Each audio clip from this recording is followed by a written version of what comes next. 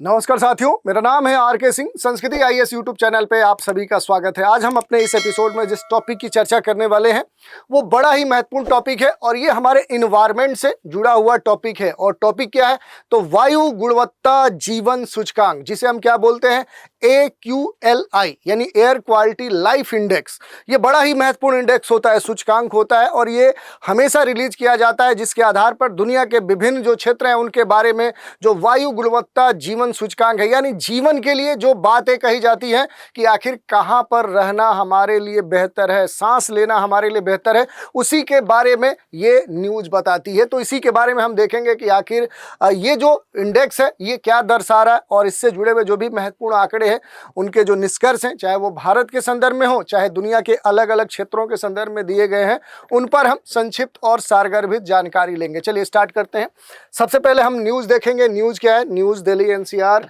Resident lose over 8 years of life to toxic air says study. ये बात कही जा रही है, हाल में शोध आया है। शिकागो विश्वविद्यालय के ऊर्जा नीति संस्थान ने एयर क्वालिटी लाइफ जो इंडेक्स है वो क्या की है, वो जारी की है। और ये क्या है, 2024 के लिए कह सकते हैं कि ये जो इंडेक्स है ये जारी किया गया है। किसके द्वारा? तो ये जो शिकागो यूनिवर्सिटी है, उस शिकागो यूनिवर्सिटी के द्वारा क्या किया गया, एक खास जो शोध है उसके तहत जो वहाँ की ऊर्जा नीति, जो एनर्जी पॉलिसी जो इंस्टीट्यूट है जिसे हम ईपीक कहते हैं, उसी के द्वारा क्या किया गया है, ये खास तौर पे जो इंडेक्स है जिसे हम सूचकांक कहते हैं, ये जो सूचकांक है ये रिलीज किया गया है। इस सूचकांक की बात करें तो भारत में लगभग 40% ऐसी जनसंख्या है वो ऐसे वातावरण में, ऐसे माहौल में, ऐसे जगह पर इस समय अपना जीवन व्यतीत कर रही है, जीवन निर्वहन कर रही है, जिसमें वायु गुणवत्ता का जो स्तर है वो क्या है, वो लगभग पार्टिकुलेट मैटर 2.5 से लेकर 40 माइक्रोग्राम प्रति क्यूबिक मीटर है। ये इसका पूरा मीनिंग हम समझाएंगे। यहाँ पर यह कहा जा रहा है कि जो इंडिया है, इंडिया की अगर हम बात करते हैं, जो हमारा प्यारा देश भारत है, भारत के विभिन्न क्षेत्रों के संदर्भ में कहा जा रहा है कि 40% जो पॉपुलेशन है, जो हमारे देश की जनसंख्या है, वो ऐसे इन्वायरमेंट में अपना जो जीवन है वो गुजार रही है। और वो जो जीवन गुजार रही है वो क्या है, 2.5 जो पार्टिकुलेट मैटर होता है जिसे हम क्या बोलते हैं, पीएम कहते हैं, ये आकार को डिसाइड करता है। दूसरी बात ये भी कही जा रही है कि यहाँ पर जो सीमा है, जो रेंज है वो क्या है, 40 माइक्रोग्राम प्रति क्यूबिक मीटर, उसका जो एक कह सकते आयतन है उसको दर्शा रही है। तो इस स्तर पे भारत की जो जनसंख्या है वो गुजार रही है। इसके क्या प्रभाव है आगे देखेंगे, हम एक एक करके सारी चीज़ों पर हम बात करेंगे। लेकिन चर्चा में आगे बढ़ने से पहले आप सभी के लिए एक महत्वपूर्ण सूचना है। सूचना क्या है? तो संस्कृति आईएएस के द्वारा टीचर्स डे के स्पेशल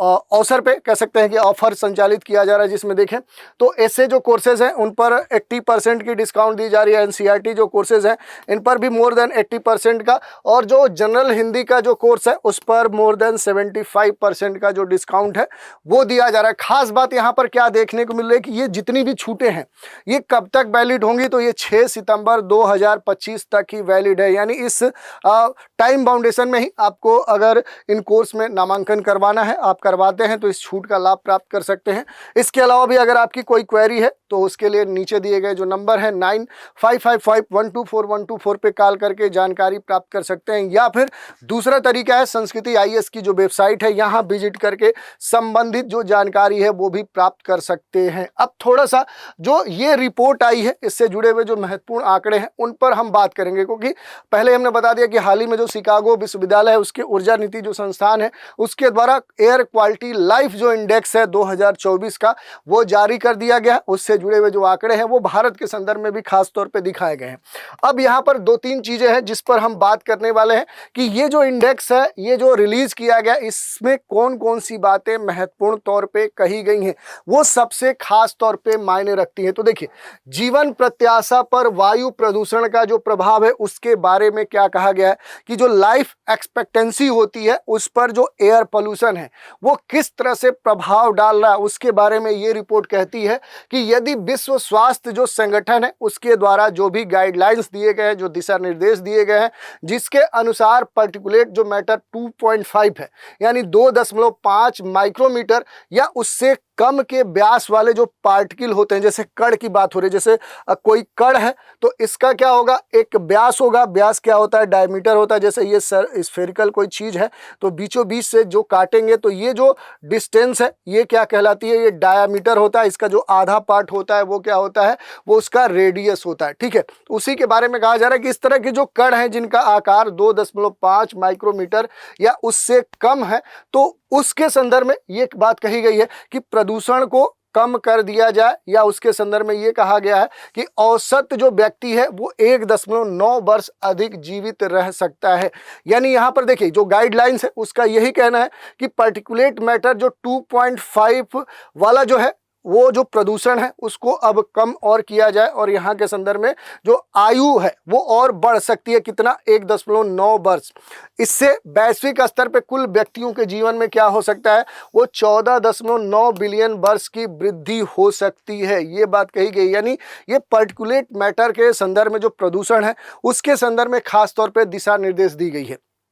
इसके अलावा अगर हम देखेंगे तो जो विश्व स्वास्थ्य संगठन है, जो WHO है, उसकी अगर हम बात माने तो WHO जो है उसके जो दिशा निर्देश हैं वो यही है कि पार्टिकुलेट मैटर 2.5 की जो वार्षिक औसत जो सांद्रता है वो सांद्रता 5 माइक्रोग्राम प्रति घन मीटर से अधिक नहीं होनी चाहिए। जो देखेंगे कि भारत के संदर्भ में कही गई है कि अब जो भारत के संदर्भ में जो सांद्रता है वो कितनी पहुंच गई है, तो वो 40 माइक्रोग्राम। आप समझ सकते हैं जो डेटा है वो सबसे खतरनाक है। देखिए अगर भारत के संदर्भ में देखेंगे तो ये कहा गया कि भारत में जो पार्टिकुलेट मैटर है वो 2.5, यानी कि भारत में इन्वायरमेंट में जो कण टहल रहे हैं, घूम रहे हैं, आपके इन्वायरमेंट में क्या है वो दिख रहे हैं, उनका जो आकार है वो कितना है, वो 2.5 पार्टिकुलेट मैटर वाला है। और भारत में इन्वायरमेंट में जो देखेंगे जो सांद्रता है उसके बारे में कितनी कही गई बात, वो 40 माइक्रोग्राम प्रति क्यूबिक मीटर है। लेकिन ये क्या होना चाहिए, ये पहले से ही क्या है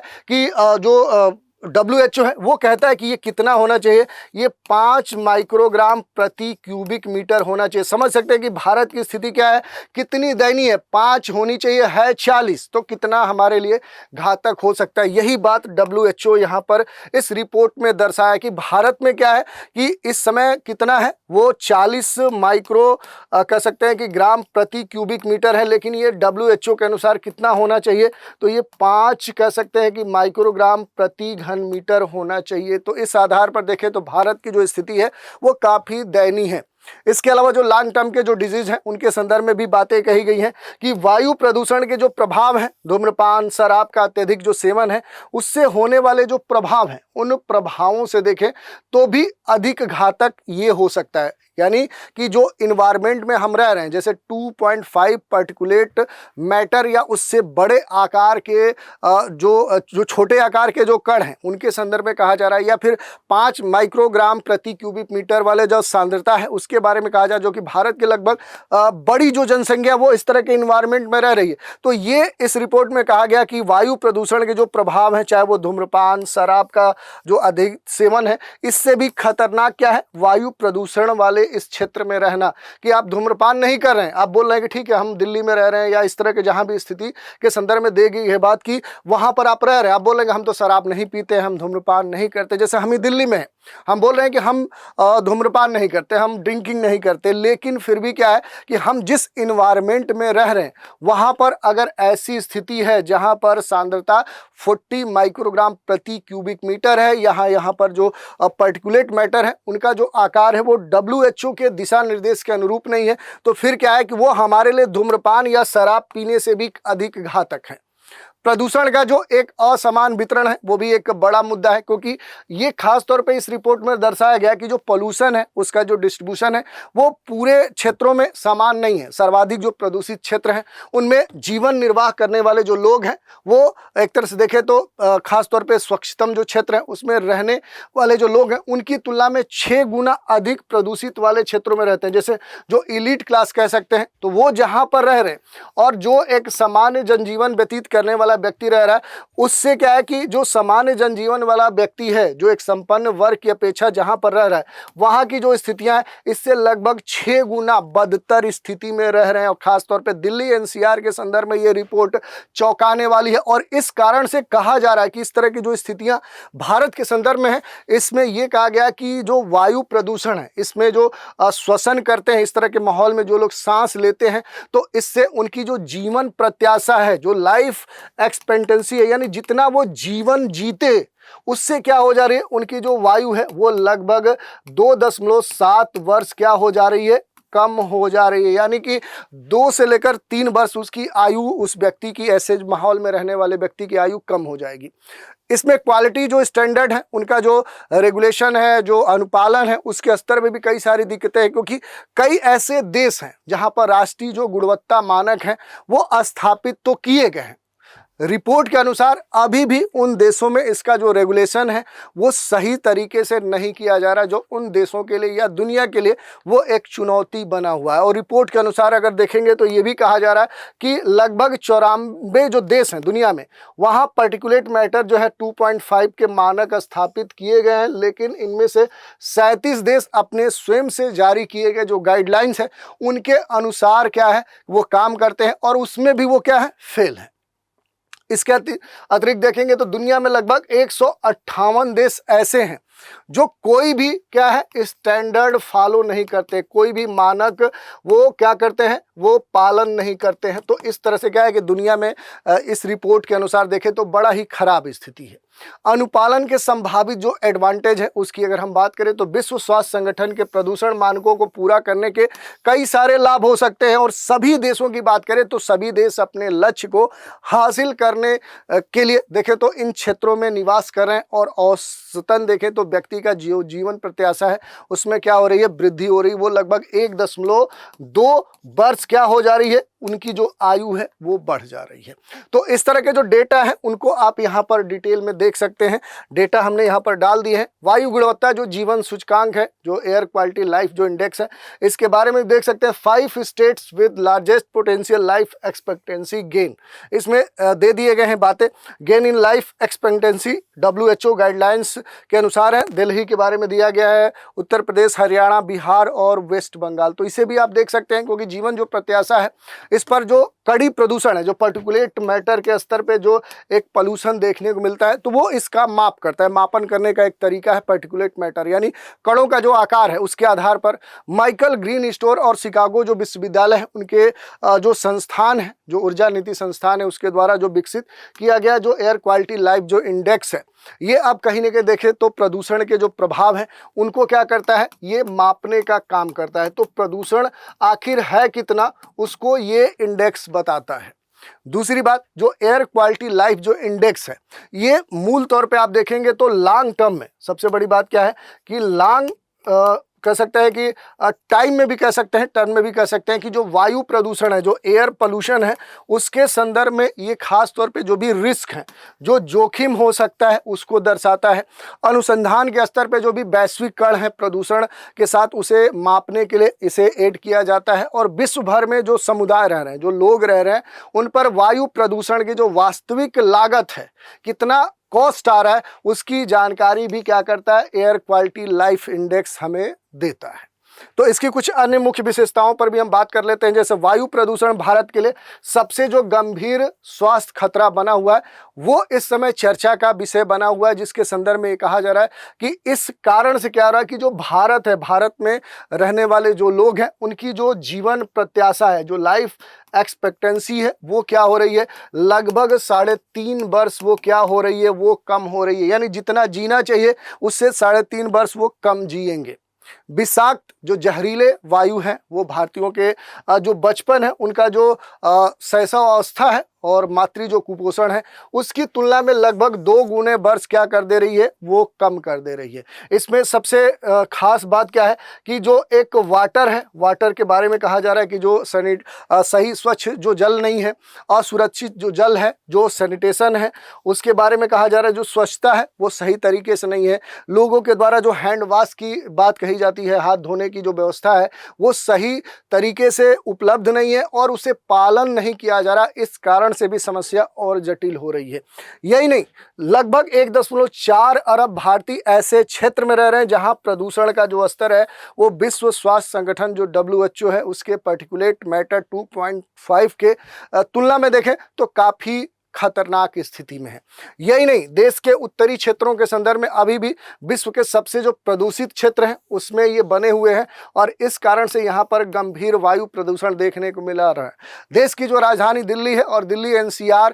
सबसे अधिक प्रभावित माने गए हैं पोल्यूशन से, जहाँ रहने वाले जो लोग हैं इनकी जो जीवन प्रत्याशा है जितनी होनी चाहिए, यानी आज हम दिल्ली में अगर रह रहे हैं तो जितना हम जीते, मान लिए कि अगर हम 100 वर्ष जीते तो इसमें से क्या है कि 8.2 जो ईयर है वो कम हो जा रहे हैं, यानी लगभग 8 वर्ष से अधिक जो आयु है वो कम हो जा रही है। यानी दिल्ली और दिल्ली के आसपास के जो दिल्ली NCR वाले क्षेत्र हैं यहाँ के जो लोग हैं जितना जीते उनकी आयु अब लगभग 8 से 8.2 जो ईयर्स दिया गया है इस रिपोर्ट में उतनी आयु कम हो जा रही है। तो ये एक बड़ा आंकड़ा आया है। और इसके अलावा देखेंगे तो बिहार के संदर्भ में जो आयु है उसमें जो कमी आ रही है वो यहाँ पर दिया गया, हरियाणा में जो कमी आ रही है प्रदूषण के कारण, या फिर यूपी के संदर्भ में जो बातें कही गई वो यहाँ पर दर्शाया गया है।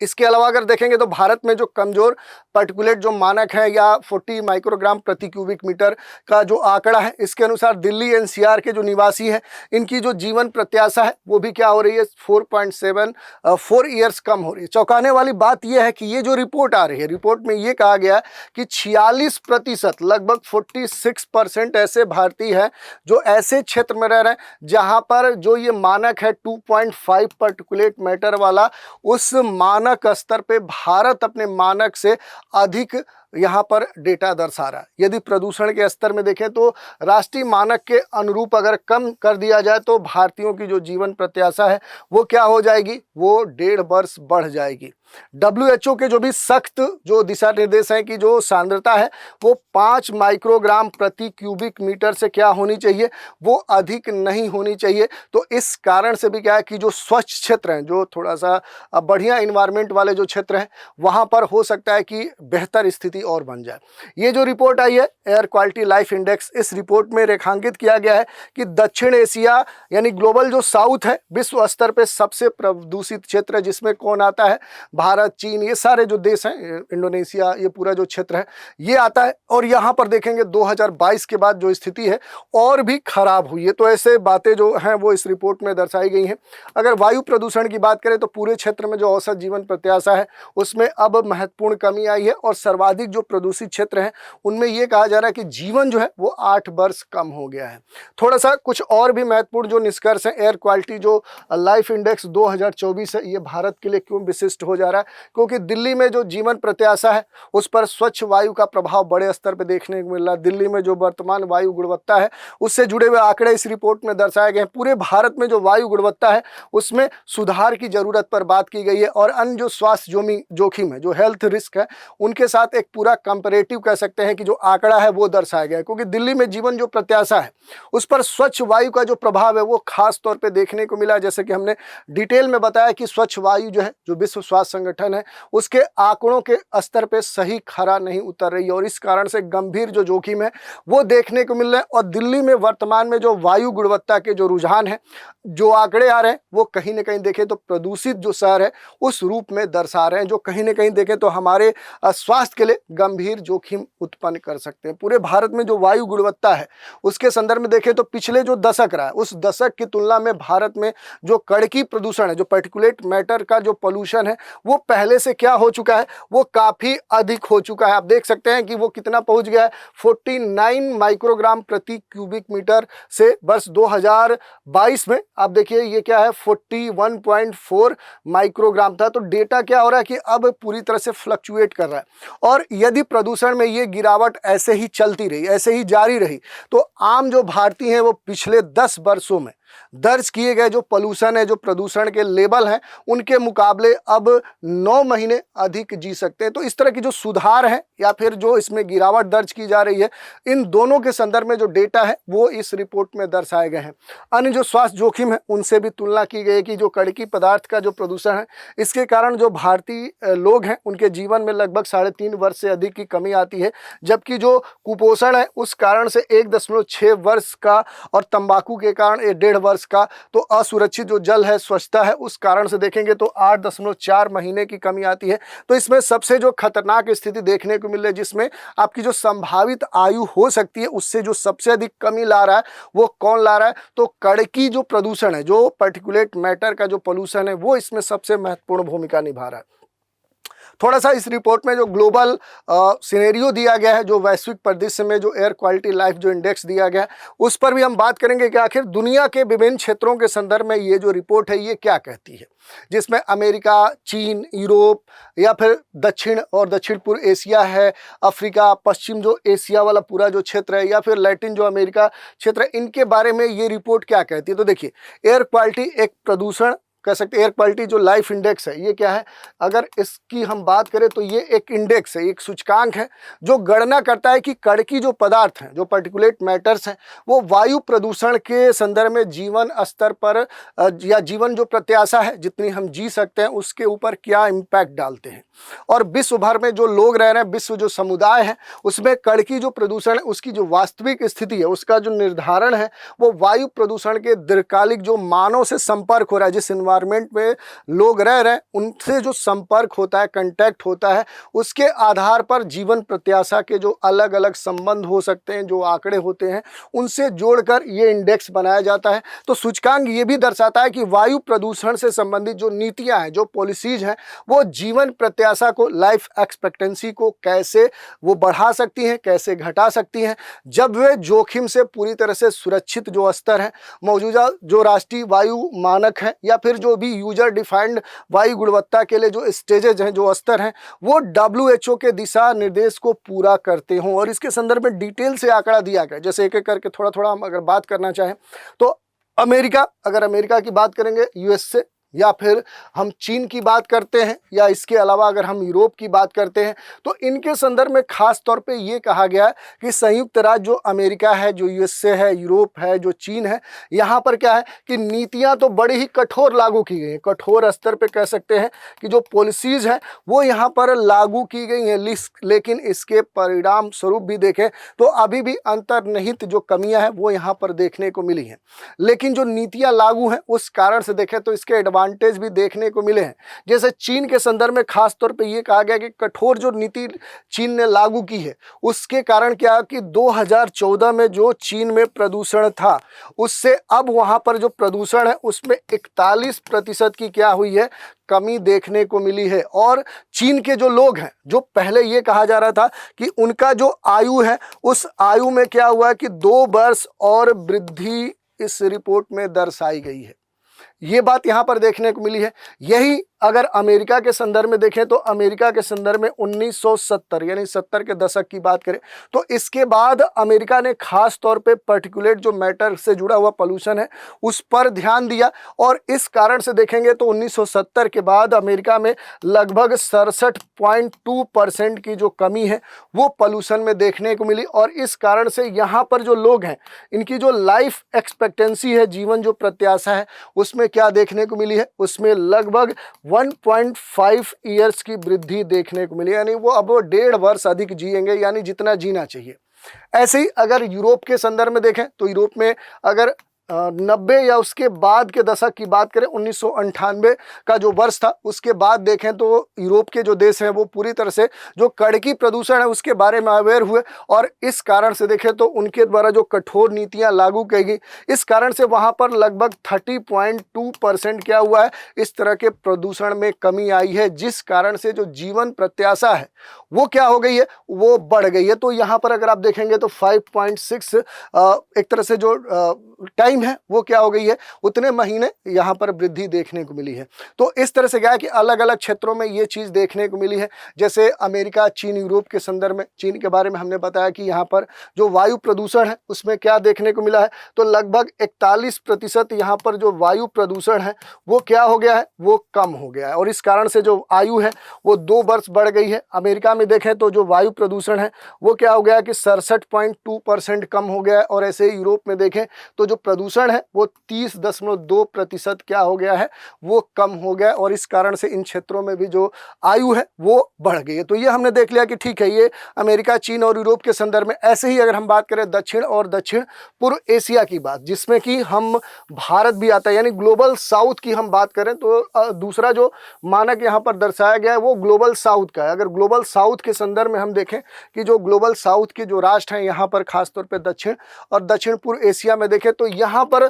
2022 के बाद कड़की जो प्रदूषण है उसमें खास तौर पे जो नीतियां हैं उसे लागू करने की बात देखने को मिलती है।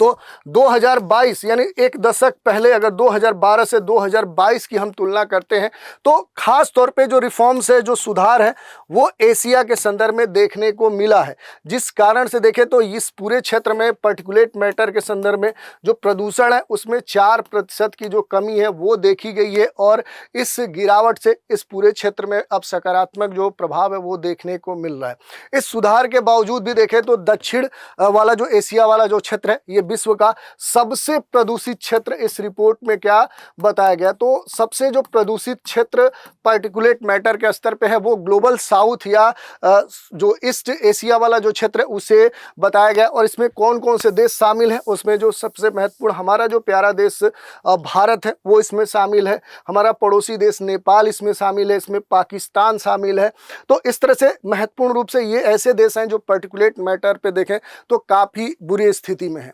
म्यांमार में अगर वायु प्रदूषण की बात करें तो ये कहा जा रहा है कि भारत का ये भी पड़ोसी देश है म्यांमार, तो म्यांमार के संदर्भ में कहा जा रहा है कि यहाँ पर जो पार्टिकुलेट मैटर है, ये जो पोल्यूशन है, इस कारण से यहाँ पर रहने वाले जो लोग हैं इनकी जो जीवन प्रत्याशा है वो लगभग 2.9 ईयर्स कम हो गई है, यानी लगभग 3 वर्ष वो कम जिएंगे। ऐसे ही अगर हम थोड़ा सा अफ्रीका के संदर्भ में देखें, जो अफ्रीका कंटिनेंट के जो विभिन्न देश हैं यहाँ पर भी पार्टिकुलेट जो मैटर है उस कारण से देखें तो स्थिति बहुत ही दयनीय है। और यहाँ पर देखेंगे तो 2022 के बाद जो अफ्रीका के देश हैं यहाँ पर कुछ सीमित स्तर पे जो परिवर्तन किए गए हैं उस कारण से यहाँ पर कुछ बदलाव हुए हैं, लेकिन वो बदलाव कुछ खास नहीं हुए। क्षेत्र में देखेंगे तो बड़े स्तर पे अब भी जो विश्व स्वास्थ्य संगठन है उसके अनुरूप देखें तो यहाँ पर सही तरीके से जो नीतियां हैं वो लागू नहीं की गई हैं। प्रदूषण का जो स्तर है वो पूरे क्षेत्र में जीवन प्रत्याशा को एक तरह से देखें तो 1.7 वर्ष क्या कर रहा है, वो कम कर रहा है। हालांकि नाइजीरिया, रवांडा, घाना हाल में देखें तो वायु गुणवत्ता से जुड़े हुए जो मानक है उनको लागू किए हैं, लेकिन अभी भी देखें तो जो स्थिति है वो बहुत बेहतर नहीं है। ऐसे ही अगर हम पश्चिम एशिया की बात करें तो पश्चिम एशिया में अगर हम आएंगे तो यहाँ भी स्थिति क्या है कि अफ्रीका की तरफ ही स्थिति बनी हुई है। ये सारे जो देश हैं ये पोल्यूशन के संदर्भ में खास तौर पे यहाँ पर नए जो प्रदूषण है उस स्तर पे ये हॉट स्पॉट बने हुए हैं, खास तौर पे प्रदूषण के क्षेत्र बने हुए हैं, जिससे पूरे क्षेत्र में जो जीवन प्रत्याशा है वो लगभग 1.3 वर्ष क्या हो चुकी है, वो कम हो चुकी है। ऐसे ही अगर लैटिन अमेरिका के संदर्भ में हम देखें तो यहाँ पर भी स्थिति कुछ ऐसे ही देखने को मिल रही है, जिसमें खास तौर पे देखेंगे तो लैटिन अमेरिका में जो पार्टिकुलेट मैटर का जो स्तर है 2.5 जो PM का जो स्तर है उस स्तर में देखें तो थोड़ा थोड़ा क्या है कि गिरावट दर्ज की गई है 2021 में। पहले 1998 की तुलना में देखेंगे तो गिरावट दर्ज की गई है, लेकिन अभी भी जो परिवर्तन होना चाहिए वो उस स्तर पे नहीं है। बोलीविया लैटिन अमेरिका का सबसे प्रदूषित देश मान लिया गया। जो बोलीविया है वो क्या है, वो सबसे प्रदूषित कह सकते हैं कि लैटिन अमेरिका का देश माना गया इस रिपोर्ट में। ये आपसे पूछा जा सकता है। यहाँ पर खास तौर पे कहा गया है कि जो ग्वाटेमाला है वहाँ पर जो वायु प्रदूषण है उस कारण से क्या है कि 2.1 यहाँ पर ग्वाटेमाला आपको देखने को मिलेगा। यहाँ पर क्या है कि प्रदूषण के कारण जो आयु है उसमें 2.1 वर्ष कम हो जाता है। बगोटा, मैक्सिको सिटी, क्विटो जैसे शहर हैं वहाँ पर प्रदूषण से निपटने के लिए जो वाहन है उनको चलाने पर प्रतिबंध लागू किए जा रहे हैं, जो सार्वजनिक परिवहन में एक सुधार का बड़ा कारण हो सकता है। तो ऐसे बहुत सारे जो सुधार हैं वो इस इंडेक्स के संदर्भ में दिए गए हैं, आंकड़े दिए गए हैं, जिन पर हमने डिटेल से बात की। तो आज के एपिसोड में इतना ही रखते हैं। आप सभी हमारे साथ बने रहें, इसके लिए धन्यवाद।